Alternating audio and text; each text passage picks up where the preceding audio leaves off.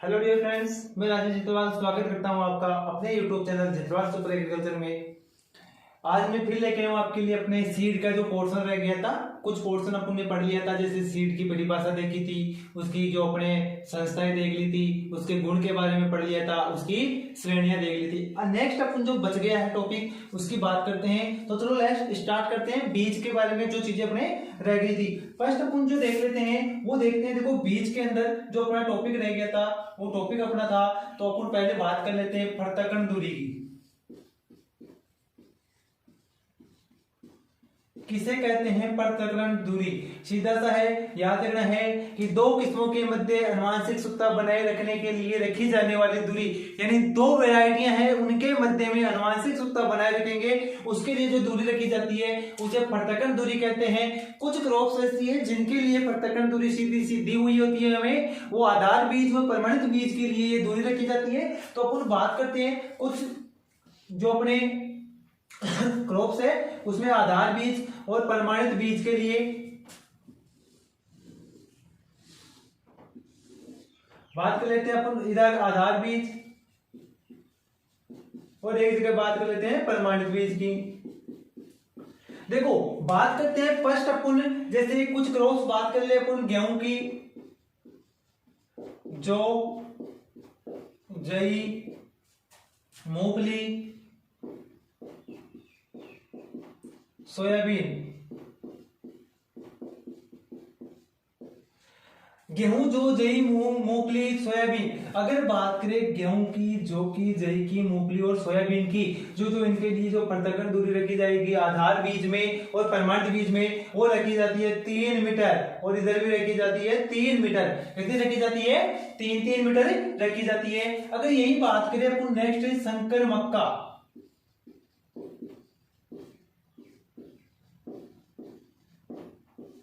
संकर मक्का की अगर अपन बात करते हैं तो अपने जो रखी जाती है दूरी वो रखी जाती है 1000 मीटर से 200 मीटर। कितनी रखी जाती है? 1000 से 200 मीटर रखी जाती है। बात कर लेते हैं नेक्स्ट अपन कपास। कपास की जो रखी जाती है वो कितनी रखी जाती है? 30 मीटर और 10 मीटर रखी जाती है। कपास के लिए कितनी रखी जाती है? 50 और 30 रखी जाती है। 50 मीटर और 30 मीटर रखी जाती है, अपने कपास के लिए रखी जाती है। नेक्स्ट अपन जो बात करते हैं वो कर लेते हैं अगले अपन चने की। चने के लिए रखी जाती है, वो रखी जाती है 30 मीटर और 10 मीटर। चने के लिए कितनी रखी जाती है भाई? चने के लिए 10 और 30 मीटर रखी जाती है। नेक्स्ट अपन जो बात करते हैं ज्वार, बाजरा, मिर्च, बैंगन, भिंडी के साथ साथ में अपन यहां पर ले सकते हैं सरसों। ये सारी की सारी क्रॉप्स होती है। इन क्रॉप्स के लिए अपन जो रखेंगे वो कितने रखते हैं? ज्वार, बाजरा, मिर्च, बैंगन, भिंडी के लिए जो अपन रखते हैं वो नॉर्मली 400 से 200 रखते हैं। सारी क्रॉप्स है, ज्वार आ गया, बाजरा आ गया, मिर्च आ गया, बैंगन आ गया, भिंडी आ गया, इनके लिए जो रखते हैं वो रखते हैं 400 से 200 मीटर। इसके बाद में अपन बात कर लें कद्दू वर्गीय के लिए। जो कद्दू वर्गीय होती है तो उन कद्दू वर्गीय के लिए जो रखते हैं वो रखते हैं अपन 1000 से 500। अगर यहीं पर अपन नेक्स्ट कद्दू के बाद में अगर अपन बात कर ले अपने प्याज की, किसकी बात कर लेते हैं अपन? मेनली अगर प्याज की बात करते हैं तो प्याज के लिए देखो रखते हैं, वो रखते हैं 1600 से 800, कुछ जगह 400 भी मिलती है। 1600 से 800 या 1600 से 400 रखते हैं। सॉरी, इसमें सभी में मीटर आएगा, ध्यान रखना है। किसी में अगर नहीं भी लगाए तो कितना आएगा? मीटर आएगा सभी में। इसके बाद में तिल की बात कर लेते हैं।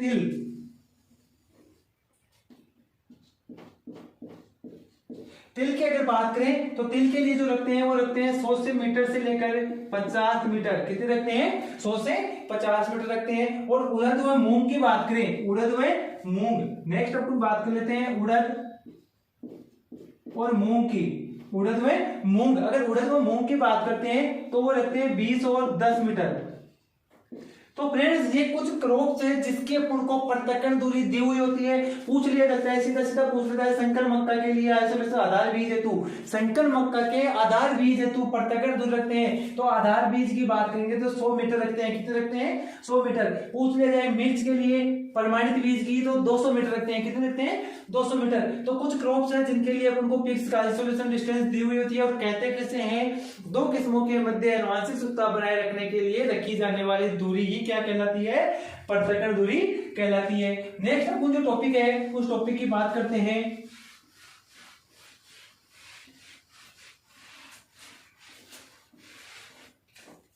नेक्स्ट अपना जो टॉपिक होगा, अगला टॉपिक होगा, वो टॉपिक होगा अपना जीवन क्षमता। क्या होगा?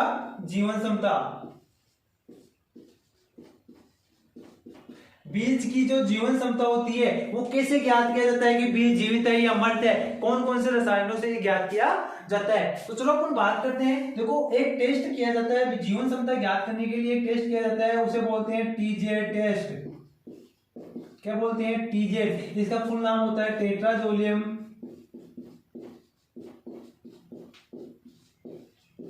Chloride, tetrazolium test. अब होता है क्या, देखो जो ये टेट्राजोलियम होता है इसके अंदर दो रसायन काम में लेते हैं। एक रसायन तो इस टेट्राजोलियम में अपन जो काम में लेंगे वो लेंगे क्लोराइड। क्या काम में लेंगे? क्लोराइड काम में लेते हैं। और एक लेते हैं ब्रोमाइड। तो यहां पर क्या करते हैं, इनका 0.1% टेट्राजोलियम क्लोराइड होता है और ब्रोमाइड होता है इनका 0.1%। यहां पर घोल काम में लेते हैं। 0.1% घोल से बीजों को क्या करते हैं? उपचारित करते हैं। कितने परसेंट से? 0.1% टेट्राजोलियम क्लोराइड या ब्रोमाइड के घोल से जब बीजों को उपचारित किया जाता है तो जो जीवित बीज होते हैं, एक तो कौन से बीज होंगे? जीवित बीज, और एक होते हैं मृत बीज। तो जो जीवित बीज होते हैं उस जीवित बीज का जो रंग होता है वो लाल रंग हो जाता है। लाल रंग के बीज हो जाते हैं। बीज कैसे हो जाते हैं? लाल रंग के। जबकि जो मर्द बीज होते हैं वो मर्द बीज नीले रंग के हो जाते हैं। कैसे हो जाते हैं? नीले रंग के हो जाते हैं। कब? जब टीजेड टेस्ट किया जाता है, टेट्राजोलियम क्लोराइड टेस्ट किया जाता है, क्लोराइड या ब्रोमाइड का 0.1% घोल से बीजों को उपचारित किया जाता है तो जो बीज जीवित होगा वो बीज लाल हो जाएगा और जो बीज मर्द होगा वो कैसा हो जाएगा? नीला हो जाएगा। अब दूसरी चीज ये ध्यान रखना है, कभी कभी क्वेश्चन पूछा जाता है निम्न में से जैविक टेस्ट किसे कहते हैं? बीजों के उपचारित करने का लिए जैविक टेस्ट है तो इसी को जैविक टेस्ट कहते हैं।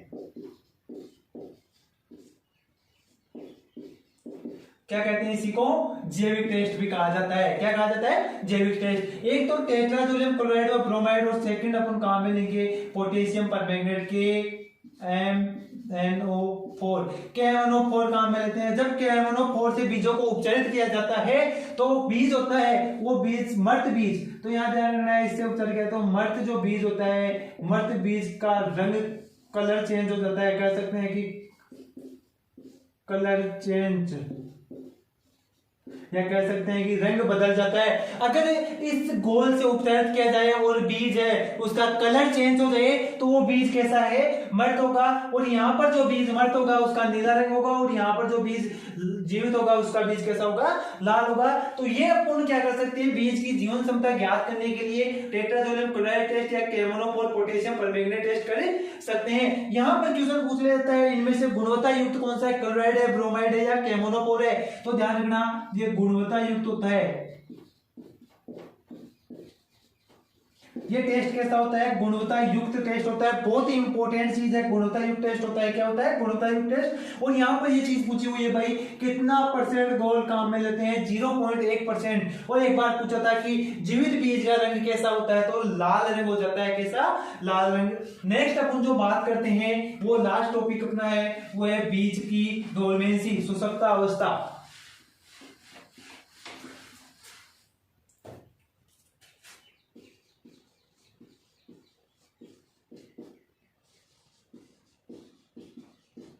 बीज की सुषुप्त अवस्था।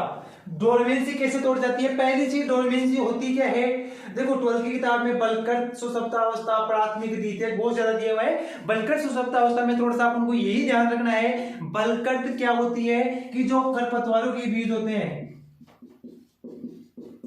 खरपतवारों के जो बीज होते हैं वो बीज बहुत ज्यादा गहराई में होते हैं, उसको ही बलकर सुषुप्तावस्था कहते हैं, क्योंकि अधिक गहराई में होने वाले बीज कई वर्षों के बाद में मृदा की ऊपरी सतह पर आते हैं और वो अपना जर्मिनेशन कर लेते हैं। वही सुषुप्तावस्था, कौन सी सुषुप्तावस्था? मृदा की निचली, बहुत ज्यादा निचली गहराई में रहकर सुषुप्तावस्था में रहना, कौन सी? खरपतवारों की बलकर सुषुप्तावस्था कहलाती है। अपन बात करेंगे सुषुप्तावस्था तोड़ते कैसे। मेनली जो क्वेश्चन पूछा जाता है वो पूछा जाता है सुषुप्तावस्था कैसे हटाई जाती है, कैसे तोड़ा जाता है। तो देखो सुषुप्तावस्था तोड़ने के लिए फर्स्ट जो उपचार करेंगे अपन वो करेंगे खुरचना। थोड़ा सा सुषुप्तावस्था होती क्या है, देखो होगा क्या, मान लो अपने पास में कोई भी बीज है, मान लो ये अपने पास में बीज है गेहूं का। इस गेहूं के बीज को जब अपने यहां इस फील्ड में सोइंग किया, बुआई की, इस बीज के कहां पर, यहां पर अपन ने क्या कर दी, सोविंग कर दी। और सोविंग करने के बाद में इसमें बिल्कुल भी क्या नहीं होता, जर्मिनेशन नहीं होता, कोई अंकुरण नहीं होता है, जबकि इसको उचित नमी और तापमान, टेम्परेचर भी मिलता है, ह्यूमिडिटी भी मिलती है, दोनों मिल जाते हैं। फिर भी इस बीज में, यानी बीज को उचित दशाएं नमी व तापमान मिलने के बाद भी बीज में अंकुरण नहीं होता है, वही क्या कहलाता है, सुषुप्तावस्था या डोरमेंसी कहलाती है। तो इस डोरमेंसी को, ये बीज को नमी तापमान मिलने के बाद भी जर्मिनेशन नहीं होता, इसको जर्मिनेशन करने के लिए, इस डोरमेंसी को तोड़ने के लिए जो अपन उपचार करेंगे वो फर्स्ट उपचार कौन सा होगा अपना, खुरचना। देखो खुरचना ऐसा नहीं है कि बीज को हाथ में लेंगे और किसी खुरपी या किसी चक्कू या किसी की सहायता से उस बीज को खुरच देंगे, ऐसा नहीं कर सकते, क्योंकि एक सोचने की चीज होती है कि हाँ जैसे आलू को छिला जाता है वैसे अपन छील कर इसको हटा देंगे, ऐसा नहीं होता। खुरचना क्या होता है, किसे कहते हैं खुरचना, ये अपन बात करते हैं। अब देखो बात करते हैं यहां पर खुरचना, यानी जो बीज होता है उस बीज के बाहरी आवरण को तोड़ना। किसको? बाहरी आवरण को तोड़ना, बीज के बाहरी आवरण को तोड़ना।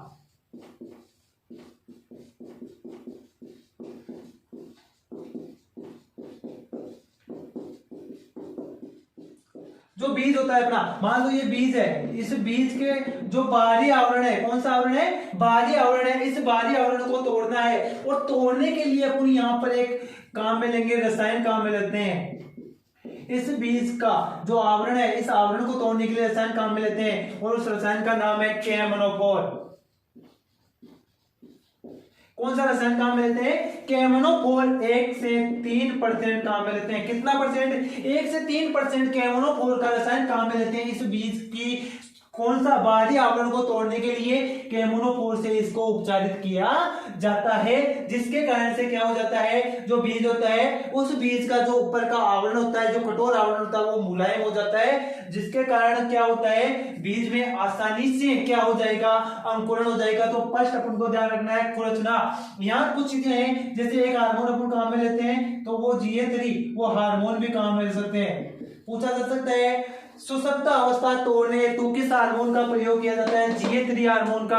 कौन से हार्मोन का, GH3 हार्मोन का उपयोग सुषुप्तावस्था तोड़ने में किया जाता है। इसके अलावा आपको मोस्टली पूछ लिया जाए आलू के लिए, तो आलू के लिए सुषुप्तावस्था तोड़ने हेतु तो अपन काम में लेते हैं थायोयूरिया। क्या काम में लेते हैं, थायोयूरिया। आलू की सुषुप्तावस्था तोड़ने के लिए काम में लिया जाता है। यहाँ पर थोड़ा सा आपको अगर GH3 हार्मोन की मात्रा पूछ ले तो ध्यान रखना 400 से 500 ppm यहाँ पर मात्रा काम में लेते हैं। और थायोयूरिया है वो किस में काम में लेते हैं, आलू में। अगर आपको कपास के लिए मोस्टली पूछा जाए, ये पूछे हुए क्वेश्चन है, कपास के लिए पूछा जाए तो अपन को ध्यान रखना है सल्फ्यूरिक अम्ल।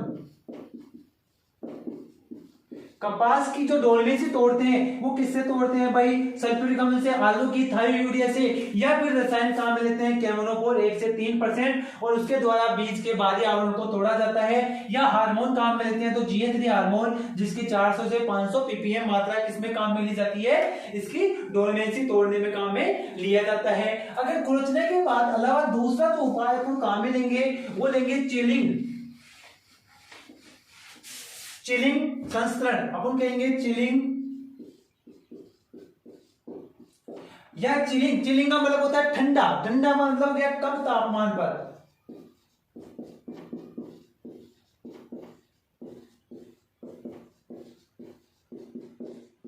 स्ट्रेफिकेशन, कम तापमान पर जो बीज होता है उस बीज को क्या करेंगे, बहुत ही कम तापमान पर उपचारित करेंगे, कम तापमान पर उसको उपचार करेंगे, जिससे क्या होगा, वही उसका जो बाहरी आवरण होता है वो क्या हो जाएगा, टूट जाएगा, यानी मुलायम हो जाएगा, टूट जाएगा, और टूट जाएगा तो उसमें आसानी से क्या हो जाएगा, अंकुरण हो जाता है। तो अपन क्या करते हैं, कम तापमान यानी 2 से लेकर 8 डिग्री सेंटीग्रेड तापमान पर कितने, 12 से लेकर 24 आवर तक बीज को रखते हैं। कितने पर, यह पूछा जा सकता है कि चिलिंग संस्करण या कम तापमान पर बीज को उपचारित किया जाता है 12 से 24 घंटे तक, 2 से 8 डिग्री सेंटीग्रेड तापमान पर 12 से 24 घंटे तक रखा जाता है। और अगर यहाँ पर चिलिंग की जगह आपको पूछ लिया जाए अधिक तापमान पर पूछ लिया जाए, कम तापमान की जगह आपको पूछ ले अधिक तापमान पर, अधिक तापमान की अगर अपने पास में बात आ जाए कि अधिक तापमान पे, तो अपन को ध्यान कुछ नहीं रखना, टाइम वही रहेगा, बस टेम्परेचर चेंज हो जाएगा। 54 डिग्री सेंटीग्रेड, 50 से 54 का भी आ जाता है ऑप्शन, 54 डिग्री सेंटीग्रेड के ऊपर 12 से लेकर 24 घंटे तक इस बीज को रखना है। उससे क्या होगा, जो बीज होगा उस बीज का आवरण होगा वो क्या हो जाएगा, टूट जाएगा, क्या हो जाएगा, टूट जाएगा।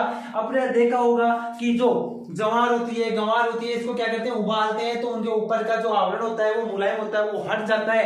अगर वो आवरण हट जाएगा तो उसमें जो भ्रूण होगा, भ्रूण होगा, उसमें क्या हो जाएगा, जर्मिनेशन हो जाएगा। अपन ने बीज पढ़ा, उस टाइम पे पढ़ा था कि परिपक्व भ्रूण या बीजांड क्या कहलाता है, बीज कहलाता है। तो उसमें जर्मिनेशन होगा, और जर्मिनेशन कब होगा, जब बाहरी आवरण तोड़ देंगे। तो बाहरी आवरण तोड़ने के लिए अपन को या तो खुरचना या फिर अपन वहां पे हार्मोन GA3 हार्मोन की 400 से 500 ppm मात्रा कहाँ मिलेंगे, या कैमोनोफोर 1 से 3% कहाँ में ले सकते हैं।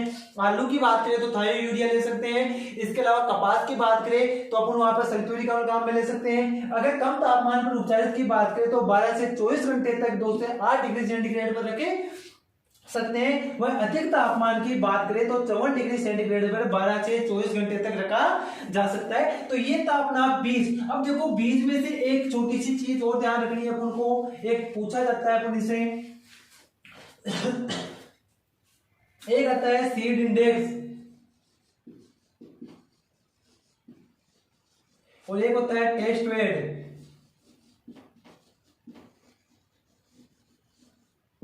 एक तो होती है सीड इंडेक्स और एक होती है टेस्ट वेट।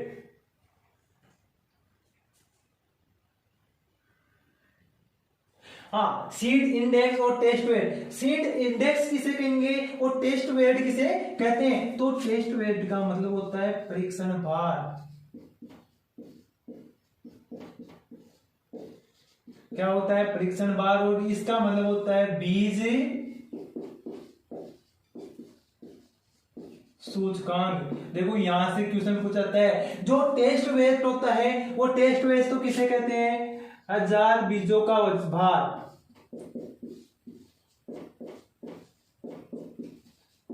1000 बीजों का भार क्या कहलाता है, टेस्ट वेट कहलाता है। और 100 बीजों का भार क्या कहलाता है, बीज सूचकांक। यहां से क्वेश्चन पूछ जाता है। अब होता है क्या है, ये तो जो महीन बीज होते हैं उनके लिए, और सीड इंडेक्स होती है ये मोटे बीजों के लिए काम में लिया जाता है। मोटे बीजों हेतु काम में लिया जाता है। जैसे चने, मोस्टली यहाँ पर पूछा जाता है, उनको बार बार पूछा गया है चना। तो चने का होता है वो 16 से लेकर 27 ग्राम होता है। कितना होता है, 16 से लेकर 27 ग्राम। सीड इंडेक्स की बात करें, बीज सूचकांक कितना होता है चने का, तो 16 से 27 डिग्री होता है। और परीक्षण भार की बात करें तो उनसे एक तो धान का पूछा जाता है, इसके अलावा एक बार गेहूं का पूछा गया है। धान होता है उसका कितना होता है, 24 ग्राम होता है। कितना होता है उसका, 24 ग्राम होता है। और गेहूं का जो होता है वो 42 ग्राम होता है। कितना होता है, 42 ग्राम। अगर 42 नहीं मिलेगा तो 40 ग्राम देखने को मिलेगा। यहाँ गेहूं का जो खरपतवार होता है गेहूं सा होता है, उस गेहूं का जो टेस्ट वेट होता है वो कितना होता है, 2 ग्राम होता है। तो ये आपसे पूछा जा सकता है कि बीज सूचकांक 1000 बीजों के भार को क्या कहते हैं, परीक्षण भार या टेस्ट वेट कहते हैं, जबकि 100 बीज को भार को क्या कहते हैं, सीड इंडेक्स या बीज सूचकांक कहते हैं। पूछ रहे धान के बीजों का टेस्ट वेट कितना होता है, तो 24 ग्राम और गेहूं के का 42 और गेहूं से का 2 ग्राम। तो फ्रेंड ये अपना जो सीड का टॉपिक था वो कंप्लीट होता है।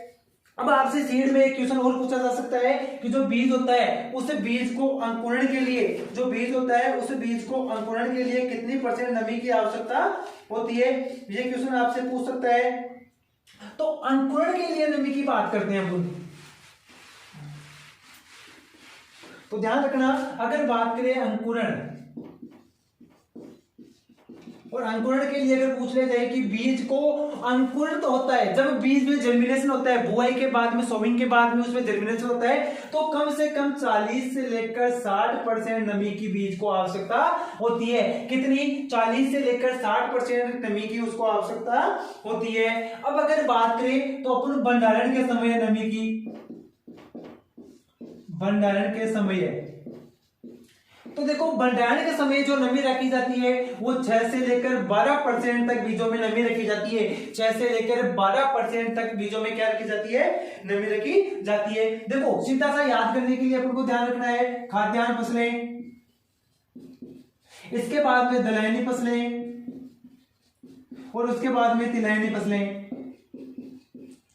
देखो अपन को यहाँ 6 से स्टार्ट करना है और यहाँ लास्ट 12 तक जाना है, तो 10 से लेकर 12% नमी, 10% से 12% नमी तो किसमें होती है, खाद्यान्न फसलों में होती है। 8 से लेकर 10% जो भंडारण के समय नमी होती है वो किसमें, दलहनी फसलों में रखी जाती है। और 6 से लेकर 8% नमी किनमें, तिलहनी फसलों में। मोस्ट इंपोर्टेंट है, यहां से क्वेश्चन पूछा जाता है, सीधा सा क्वेश्चन पूछता है मूंगफली में अंकुरण, सॉरी मूंगफली में भंडारण के समय नमी की मात्रा होनी चाहिए। अब मूंगफली तिलहन है या दलहन है या खाद्यान्न है, तो तिलहन है तो 6 से 8%। पूछ लिया जाए गेहूं में कितनी रखते हैं, तो गेहूं खाद्यान्न फसल है तो 10 से 12% रखते हैं। तो ध्यान रखना है 10 से 12% रखते हैं। यहाँ पर 11 का भी ऑप्शन आ सकता है, 12 का भी आ सकता है। कभी कभी सीधा ऑप्शन आता है कि भंडारण के समय फसलों में नमी की आवश्यकता होती है 6 से 12% और बीज को अंकुरण के लिए नमी की आवश्यकता होती है तो वो 40 से 60%। थैंक यू फ्रेंड्स, अपना सीड का टॉपिक पूरा कंप्लीट है। इस वीडियो अच्छा लगे तो इसको लाइक करें, शेयर करें और कमेंट्स